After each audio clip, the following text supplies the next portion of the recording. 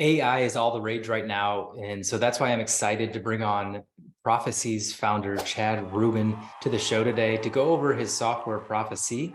It's an AI-driven repricing tool for Amazon sellers, mostly made for private label sellers. And the reason I'm so excited about this tool is because it creates a different price on your product to increase the conversion rate, and it's based on data that they have. So I'm excited to see this, and I'm excited to bring this to you. So without further ado, let's jump in to the interview with Chad Rubin. Now, before we jump into the interview, I wanted to let you know that this is part of our Profitable Pineapple Farm Mastermind. This is a mastermind where we meet every Wednesday at 1 p.m. Eastern, and we discuss business challenges, but we also bring on guests that have been successful in the past, like this one with Chad Rubin. And we just discuss any challenges that you're having to work through those. So if you're interested in joining, profitablepineapplefarm.com. Now act quickly because the price is going up soon. So make sure you jump in now to solidify and lock in that low price. All right, let's go. Thanks for having me, and thanks for that awesome intro. So we got a fun presentation today. I'd love this to be interactive. I don't want to talk at you. I'd rather talk with you. I guess we can start with where I've been. I think that's a good place to start. So I've been in e-com now since 2006. And I started my first e-commerce business. I was probably one of the first 100 private label sellers on Amazon, which makes me the Nintendo 64 to most people on this call. So I started manufacturing vacuum filters, coffee filters, air filters, cannabis filters, selling direct to customers back then. Then I started a software company called Stubana that would synchronize inventory cross-channel for large brands. And then also started as a conference with 3 other people called the Prosper Show, which also was acquired. And so I've been really busy right now, focusing my time really on 3 things on the right-hand side of this slide. One is I've been building, after I sold Stubana, I went through like this sort of personal transformation journey for myself and wanted to come out of that period being a better human being. So I started reading a lot. I started listening to podcasts. I started working out. I started fasting. I started doing all the things. I was always the CEO of other people, but I never really was the CEO of myself. So started really just spending time with my son and myself and my family, and started working on slowly getting back in the game, working on my e-com business, called Think Crucial, which again is old as heck and is really mature and is super commoditized, and margins are being squeezed from every single end, and found that we were never changing price. Most people are changing spend for PPC, but very rarely do people change the other side of the equation, the ACoS equation, and change price. So started getting, falling in love with AI specifically. This is before Chat GPT made AI mainstream. This is December of 2021, and I raised 2.3 million to start building our own AI model to dynamically change price. Think of it like Uber surge pricing for Amazon brands. And separately, I have like a software mastermind that I run called Deep and Saasy, and that's more so of a passion project for me. I love elevating other people's experiences and activating their potential. That really touches my heart and is a good, fun passion hobby that I like to run. Any questions before we rock and roll? Cool. Talk about Deep and Sassy just a little bit more, just like who is a good fit for that? Because you said it's a software-based mastermind, correct? Yeah, it's a software-based mastermind, and essentially I feel like SaaS founders specifically have different problems than agencies and have different problems than solopreneurs. And so instead of learning the hard way, which is making mistakes, stubbing your toe, navigating your way out of issues, we really try to help each other on the call in the same room. So you can see some of the members down below, and yeah, just a Zoom call just like this, but really we focus on lightning lessons that we've learned, things that are working great, and also things where people need help with the aim of helping each other. Thank you.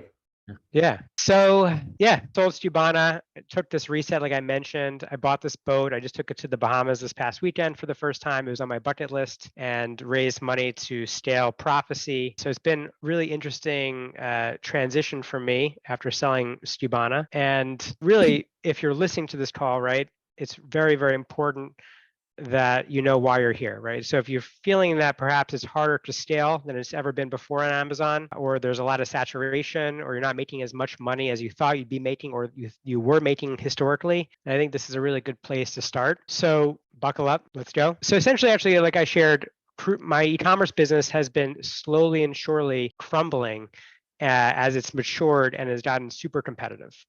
So top line's been increasing, ad spend has been remaining the same. So our margins have been squeezed. Meanwhile, raw materials have been increasing. And I sat there staring at a tree thinking like, how am I going to turn this thing around? What can we try? Because I tried everything from using different agencies to changing our listing copy to updating our images. And really nothing was really working that a lot of gurus would say would work, should work. It wasn't. So just some of the things that were happening across my business, a continuation of the challenges, and I wasn't alone in this process. So turns out there's tons of aggregators that are also going through this tumultuous time. And meanwhile, by the way, I thought I was alone. And this is in 2020, 2021, up until about October, where I really turned it around, which we'll get to in a second.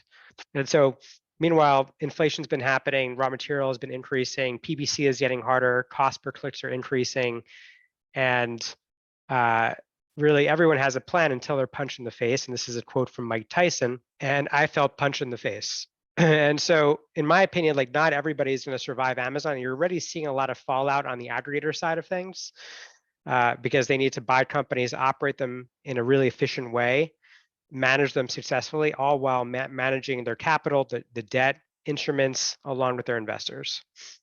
So the interesting thing though, part of this is that none of the data scientists were let go. And so that really makes you scratch your head and say, well, they're letting go of all these other people, but why are they not letting go of data scientists? And so there's been this underlying thing that's been happening, and this is before Chat GPT, was this rise of the algorithm. And essentially what algorithms do is they'll take data and turn them into something more superior that you can act on. So what's happening is that these aggregators are looking for any edge they can get. And the one thing that most Amazon brands can't afford is to build out a data science team. It's really hard. It's super complex. And if you look, this is actually an aggregator's website of their hiring on the technology side. So you can see here, they're really, really building out data science as a muscle internally. And I think for good reason. And that's kind of how I know that I'm onto something. I'm onto something here at Profasee. So, right, AI is being used not only on ChatGPT, right, but like Uber, Lyft, Airbnb, they've been leveraging AI to dynamically change pricing, not just pricing, they've been using AI for a very long time. Even Amazon is pretty much a data science company. That's how they come up with their products, where they copy the brands that are selling on their platform. But now it's really a race to who has AI and who can build better AI and who can combine these data points together to help make their company more money and eke out every penny of profit that they can. Hey, it's Dr. Travis Ziegler, and I wanted to thank you for watching this video. I just wanted to take a brief couple seconds to let you know about a free Amazon PPC masterclass that I have. Just head to profitablepineapple.com to sign up for that free Amazon PPC masterclass, or you can click the link down below in the description. I'll see you inside. And so if you ever seen on Amazon, Amazon's changing pricing millions of times a day, and you'll see that your cart changes in price very, very frequently. Well, that's really all AI happening in the background around Amazon. So yes, some of it is, hey, let's go match pricing, and because pricing's hitting a competitive threshold, and let's scrape Walmart or Target. And the other piece of it is like, let's actually identify different times of the day where we can make more money selling different products in our portfolio. And that's really what Amazon is doing. So, and by the way, I built this slide deck a while ago, and I feel like AI is, everybody's streaming AI from the rooftop right now. And I think one of the challenges is digging through a lot of the bullshit in our space, specifically in the Amazon world, because a lot of people say that they have AI and they really don't. A lot of it's just like weak rules masquerading as AI. And the other piece is like they just built into ChatGPT to leverage AI into their platform. And so you're seeing that happen, but there's actually no companies that are building their own AI models that I'm aware of the way that Profasee is doing so. And I'll share why is it interesting or why does that matter in a second. So the thing about Amazon is that Amazon has so many data points flowing into both the Seller Central, whether you're using advertising API or using Seller Central API or just navigating through Seller Central itself. There's so many different data points to take advantage of. And essentially what you can do with data with AI is you can use it to your advantage to create shorter feedback loops to spot what's working and what's not working. So Amazon's really, really fast. And in order to to really capture your fair share of value from customers and to monetize that value, that's where we're going to use AI. And that's how we're using it right now. And by the way, I believe that AI is going to disrupt both PPC, specifically pricing, which we're doing currently, inventory, and listings, which I think listings already is, there's like 7 different companies now that are doing listings specifically on Amazon. So if you just go to page 1 on Amazon and you look up garlic press, the most trite example possible out there, you have these garlic presses, and there's really like 6 different things of why somebody would click into something on Amazon. And that's reviews, if it's FBA or FBM, the price, the image, the badge, the title. So essentially nobody knows why somebody chooses something or they don't choose something. And Profasee, specifically the company that I've been building, is already taking all these data inputs and figuring out, okay, what is the most important data input in this slide, and how do we make you more money, change pricing to help you make more money. Okay, so essentially what our model does, just to get like right into what Profasee does, is most people say if this, then this. So if our competitor is 30 cents less on a product, or if they have this many less reviews, then we should either raise price or lower price. So it's very rudimentary, and it's like just very weak rules that are built. And the difference between that and what Profasee is that we say, hey, we want to figure out how do we make sellers more profit on the bottom line. And our AI, our model, our machine learning models will create nodes and nested nodes, billions of nodes, taking all the different data inputs that are here and building them into a model, and figures out its own if-then statements to programmatically achieve whatever we programmed for it to achieve. In our case, it's profit. So it's making its own if-then statements based on all the different signals that it pulls in. And it's finding all of these patterns we collect, and we make decisions based on those patterns. Now, the interesting thing about Amazon specifically is that most people think, okay, I'm going to make more money if I just go up in price. And that's actually not the most optimal decision. Because on Amazon, there's something called, that I call, a knock-on effect. That means that your price today affects your orders tomorrow. This funny thing called BSR, right? Where your competitive positioning and your ranking on Amazon, it may not be the most optimal decision to go ahead and raise price. Sometimes the best decision is to lower price. And this is where pricing gets extremely, extremely complicated. And the most important takeaway, even if you don't ever become a customer of Profasee, is to really shift your perspective on pricing from a guesswork to a framework. And that's making small incremental changes to pricing. So back to my e-commerce business, right? I tried everything. We cut expenses, and this is all part of what I did, just so everyone knows, is I actually restructured my e-commerce business. After I sold Stubana, which is April, I tried to find somebody to run it. That didn't work. I think I might even reached out to Travis for some insights on who should run the business and help me find somebody. And then I started paving my own path of restructuring it myself. So I did a few things. One is I started following traction. I implemented L10 meetings, which are level 10 meetings, which is what I think is probably the best structured once a week call to have to get alignment across my team. We cut expenses. We figured out how we can advertise more effectively. We restructured our entire team. We SKU rationalized my entire business from an inventory portfolio perspective. And then we really started changing pricing, because the one thing we found is that many sellers on Amazon rarely change price. Now, the question is, why do people not change price on Amazon? Well, everyone's been trained to focus on PPC. And I don't say that in a bad way. I say that like just people are sort of guided towards the best path when you're operating within the Amazon matrix. So one of those things is people focus a hell of a lot on PPC, but they also focus a hell of a lot on making their listings perfectly. But meanwhile, nobody ever changes price. I think there's a lot of fear on Amazon around changing price specifically. And what I found is that if you test pricing, you figure out where you can grow on Amazon, it makes it that much easier. And we started building a pricing muscle internally at my e-commerce business, which allowed us to build Profasee out of that pain that we experienced. So questions before I keep going?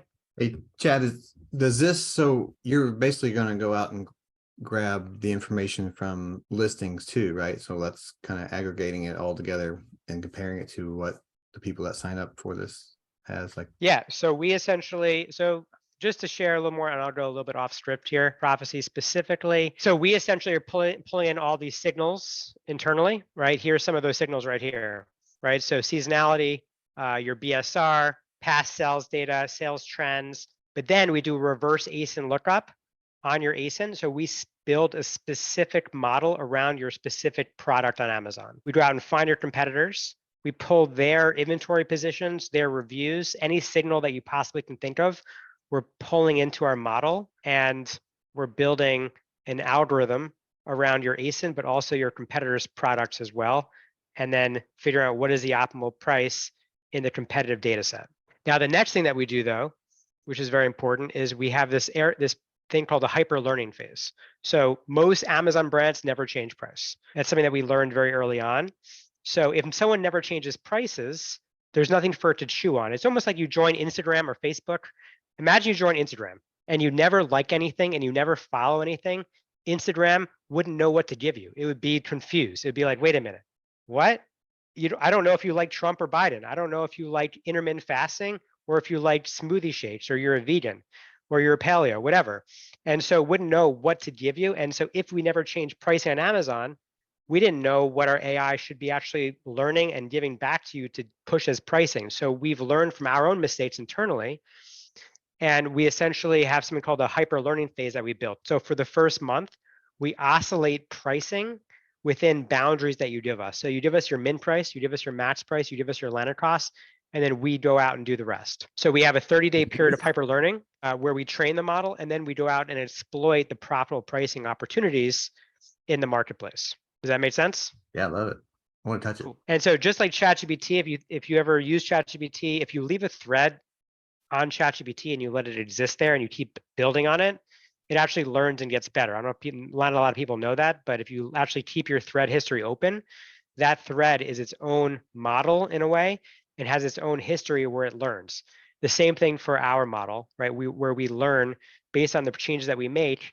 And again, our only thing that we exist to do is we exist at Profasee to maximize profit without sacrificing your BSR on Amazon. That's it. That's like our focus. So I started changing pricing, and I'm happy, by the way, to share with people if interested. If Travis ever does a giveaway, I'm happy to share like the spreadsheet that I use to build a muscle and connect dots internally for pricing. I'm happy to share that with the audience if interested.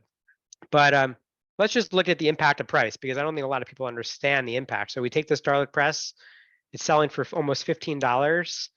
And I'm pulling some 30-day units sold from Helium 10. So you're making $28,000 of profit. And so if you actually increase your price by $1, you'll see that you can increase your profit by 12%. So a $1 increase in price gets you a 12% increase in profit, but then you annualize it, that's almost $41,000. So now at $1 increase is $41,000 in profit. Now you apply a 4x, depending on the year, right? A 4x multiple on EBITDA. Now maybe you're about 3 to 4 times EBITDA, but historically it could have been 5 or 6x, and you're looking at a $163,000 increase in enterprise value of your company. Now, I shared earlier that there's something called a knock-on effect on Amazon. Just because you increase price doesn't mean it's always the most optimal decision to make on Amazon. Sometimes actually lowering price is the right decision, and this is really where Amazon gets complicated. And my thesis on pricing specifically on Amazon is it always should be dynamic. Pricing should never be static. It's the same on Airbnb or Uber surge pricing. That's my perspective on pricing specifically, because we want to match value with the person that's shopping for that value. And that's really where monetization happens. And what we've noticed is that there's a tremendous amount of value leakage happening on Amazon. So now, instead of increasing price, you could actually lower price, and nobody really talks about this, but you can lower price, which means you spur more demand, which means now your velocity is increased at that lower, more so than the lower price, where you're producing more absolute profit dollars, which will result in a better BSR, meaning your placement potentially is increased now, where now you're not renting space with PPC, but you own space organically. Sometimes this is the optimal decision, but nobody actually knows what the optimal decision is. Most gurus will say, just raise pricing. That's the best thing you can do, is just raise price. And that's actually reckless behavior and reckless recommendations. I will say guilty as charged. That's All what good. we did in our brand, is we always raise price because we always had inventory issues, and we ended up just staying at those higher prices as a result, and we never played with bringing it back down. But yeah, I could see how that could be reckless, because what if we could double our sales and at a $5 lower price, which is still higher than our original price, but then the volume of that would be higher. So yeah, makes sense. Totally. So, I mean, without getting into so much science behind this, the perspective is that pricing is a living, breathing system. It's not just a number, and it requires you to really connect the dots. And most people aren't connecting dots. They're not actually having like a pricing committee, because pricing affects everything, right? Pricing affects your advertising agency. Pricing affects your marketing. It affects your finance team. It affects your inventory projections. And nobody is actually taking pricing and putting it all together and just even talking about it, where they're talking about, okay, what do we want to accomplish with pricing? It's just not talked about because maybe it's not sexy to talk about it. It's hard to talk about it. And for me, I'm just trying to shed light on like the importance of pricing. Again, whether you use Profasee or not, it's really internally building a committee and also building truth around pricing and having a conversation around it on a weekly basis to connect those pricing dots. Now, to take things a little bit further, because I think most people on the call here are PPC experts. Are we? Most people? Not really. Some people. So let's actually talk about how pricing impacts PPC. We'll go off script again. This is probably the best table I can share. Most people are really focusing on a target ACoS, specifically around their business on Amazon. And really, I look at ACoS as a vanity metric, really. And I mean, no offense to Dr. Travis, and we can probably debate this. I don't really know Dr. Travis's perspective on this, but I'll share mine, and I'm happy to have some banter around it. But if you look at the base case here and a price of $24.97, we can actually increase our ACoS by 20% to 24%. And we can increase our price here by 20%. And we can actually double our profit. So one of the things that we're working on with other PPC agencies right now is how do we synchronize and align, more so harmonize price and spend together, because we actually believe that they work in harmony. As you know, the ACoS equation is what you spend relative to what you make in terms of revenue.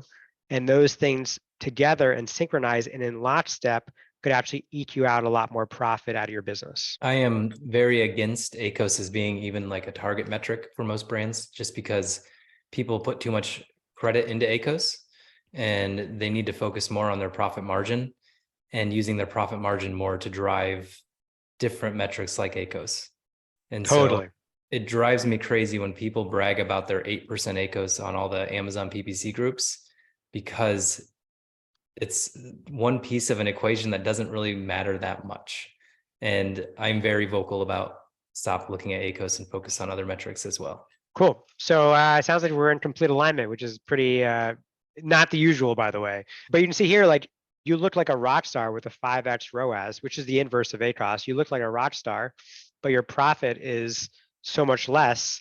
And so here we've increased your ACoS. We did something that nobody likes to do, which is increase your ACoS. We've increased what I call your POAS, which is your profit on ad spend. And your ROAS comes down, but your contribution profit goes up 100%, which is pretty awesome. And so that's like the power of, it's one of the aspects of the power of pricing harmonized with PPC. But even at Profasee right now, we're seeing a 10 to 15% profit lift on average across 90% of the brands that we're working with. And we're not even lockstepping PPC for the most part with many of these brands. Question on that, comments, challenges, opportunities? No, it makes perfect sense. I think I like the POAS number. We need to get that in all the softwares, get that into Helium 10, get that into ZonGuru, so we can start looking at that number versus ROAS. I'm with you. I think the problem is that people are, I think a few things. One is like Amazon is really good at showing you what you make, but not showing you what you keep. So when they drop money into your bank statement, a couple thousand, and you're like, oh, I'm that much richer, and it's not actually your profit, it's just your revenue. And I think just Amazon has trained many to focus on these revenue metrics, and I'm 100% in alignment with you of like rooting out these revenue-based metrics for profit-based metrics. The problem is that like you have to be pretty sophisticated to get to profit for your clients or internally, because there's so many different fees and so many different things that happen between revenue and profit. So it's just, I think ROAS in general is just a shallow way to evaluate, or ACoS, right, is shallow. And I think TACoS is somewhat shallow as well. It doesn't take into account the real cost of the SKU specific reality of what it costs to deliver a product to the customer. All right, so riffed a little bit. I guess I mean, I don't probably need to touch on this with many people, but the fact of the matter is the reason why pricing is hard, and I think I shared this earlier, is this whole knock-on effect where pricing today affects your orders tomorrow. Pricing today affects your PPC spend. Pricing affects your BSR and your competitive ranking position. And it's really like a lot of signals that need to be incorporated to figure out the price is right. What do you need to figure out to make the price right in your business specifically?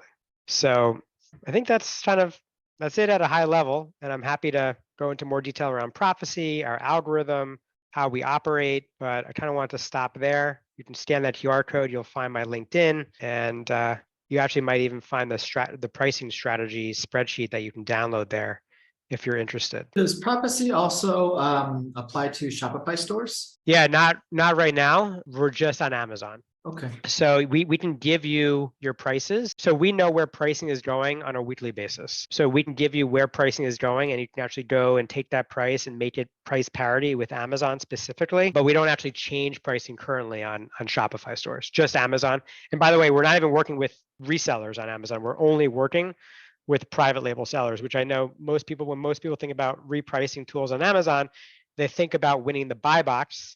For us, we think about winning the search engine ranking page on Amazon. So page one, whoever you're competing with, that's who we compete with, all the other private label brands on page one. Thank you. How does this work with product launches? So if you're in the product, so when you're working with your own product portfolio, you have to think about your intent. When you're working with a new product launch, it's probably those products we would essentially opt those products out of working with Profasee. We need at least 6 months of data for us to go back in time and to find the patterns in your product launch when you first launch. So we're more so working with brands who are already in a different stage of their product life cycle where they're more mature and they want to harvest profit and make a whole lot more money. So we have like case studies up on our website at profasee.com, and we're continuing to get more. I think we have 4. We're about to get a 5th one coming up. And yeah, we're seeing some really amazing results. One of the reasons why we don't really focus on Shopify specifically is that like people on Amazon, customers on Amazon they're more acceptable to prices changing. And like everyone's accustomed to the fact that Amazon's a marketplace at this point where people are just selling widgets and commodities. With Shopify stores, it's a little bit more complex, and I just wanted to start on Amazon first before we start expanding off Amazon. Could you go through one of those case studies just to kind of go over it? Or is Yeah, it more I mean, we can actually do like we can do this. There's a lot of videos there, but I mean, I can kind of walk through. So I walked through our approach. So the first 30 days, we do this hyper learning phase, and then we go into exploiting profitable opportunities. And through this whole time, our platform is improving. It's learning, it's self-improving, all independently of the creators of Profasee, of the data science team that we've built. So it's learning even as we move out of the hyper-learning phase. And so like, I think I shared this earlier, like what makes us different? Yes, we're private label. We only focus on profit maximization. So we're here to help you make more money. If we're not making you more money, we're not delivering on our promise, we're not doing our job. We don't take a percentage of your profits. We give it's a flat fee, where the upside is yours to keep. We're your software provider, we're not your partner. We're using real AI, so it's not like we're just slapping like embedding Chat GPT into our platform. And we don't just let our models just run. You give us your min price, your max price, you give us your landed costs, and we take all the other costs and focus on how we're making you more profit. We never go outside of those bounds, but most importantly, our data science team is actually supervising every move that we make. So every day, they're going into the profit dashboards to make sure that we're delivering profit to you and there's no hallucinating happening in our product. Lastly, we have an algorithm per product. So every single ASIN is a unique snowflake. It gets its own algorithm, just like a Chat GPT thread. And then listing suppression technology is built in. So if there's ever a competitive threshold that's been hit, or Amazon sees something funky around your pricing, we automatically reset back to your original price. So there's a lot of Amazon-centric stuff that we built here to make sure that the product delivers. This is some of our team. And I guess we're talking about like case studies. It's kind of why I brought this up, is that we're seeing roughly a 10 to 15% profit lift on average for the brands that we're managing. And that's, to me, is like enormous, specifically given the fact that like profit is degraded significantly in the past year for Amazon brands. And I just think to myself, like, wow, if we can really get the word out about Profasee, think about all the value leakage that we can identify for brands, and then we can help them make more money. So I'm really excited about what we've built and about the product and about what we've been able to offer to other brands. And you can go read those case studies. You can listen to those videos on profasee.com for sure. And the way that we deliver results and share results is all around profit, which again is unheard of in the Amazon world. We are here exclusively focusing on, did we put more dollars into your pocket? Because if we didn't, you shouldn't be using our software. But 90% of the people, some people already have like price perfection that come to us, but 90% of the people are seeing a 10 to 15% lift. And the way that we look at lift specifically is this measure of total contribution profit per ASIN, TCPPA. So the first thing is we model out and forecast how much money or how many units you would have sold if you never used Profasee, and if you never change your price, and if you never change your cost of goods sold. And then we calculate the profit contribution that those ASINs would have had. And then we calculate in real time what happened with Profasee, how much more money did we deliver, and we compare the profit dollar and percentage impact and the difference between the two. And so we deliver, all of our brands get delivered a P&L for the revenue under management and the ASINs under management that looks just like a P&L, but specifically for the SKUs that we're managing. So we're almost like your outsourced data science team in a way. And we're working with clients on Slack.